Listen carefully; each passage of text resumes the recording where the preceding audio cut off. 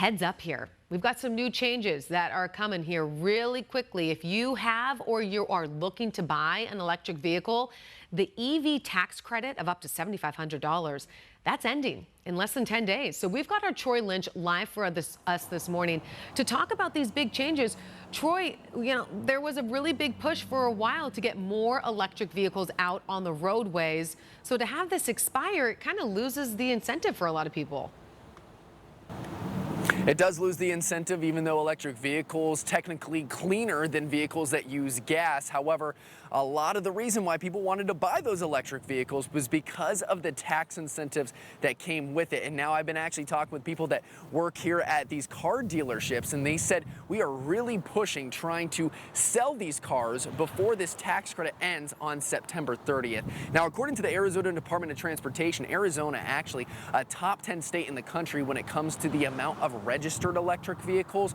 Right now, there are about 129,000 that we have here in the state, and that's up about 90,000 than what we saw about 4 years ago. However, now financial incentives are going away to get these electric vehicles. So this tax credit has been in effect for about 15 years. And now this federal tax credit that is up to $7,500 for certain new EVs will end on September 30th, along with the $4,000 tax credit for used EVs. So if you are buying an EV after September, you're not going to get that tax incentive. Also, if you're already driving an EV, ADOT announced that at the end of the month, EV drivers will no longer be able to use the HOV or carpool lane at any time by themselves. Now, these changes are due to the big, beautiful bill passing earlier this summer, and as Congress expects the removal of these tax credits will reduce federal deficits by $190 billion over a 10-year budget window. Now, over the weekend, the nonprofit Drive Electric Arizona held an event with SRP where people could test drive electric vehicles and educate them on why EVs are still beneficial. Driving, the smooth, the quick, the quiet.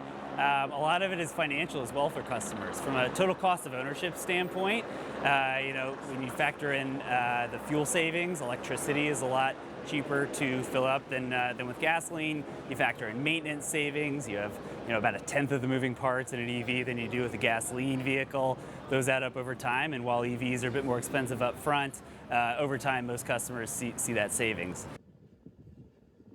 Now, even though federally financial incentives for EVs are going away, SRP customers can still save about $250 on a level 2 smart charger and offer special EV price plans with daily charging costs being as low as 70 cents. Now, something very similar is also happening with solar panels. So if homeowners are still looking to add those to their home, there's a 30% federal tax credit that you get when you purchase solar panels. However, that's going away at the very end of the year. So there is still time. However, they have to be installed and operational by December 31st.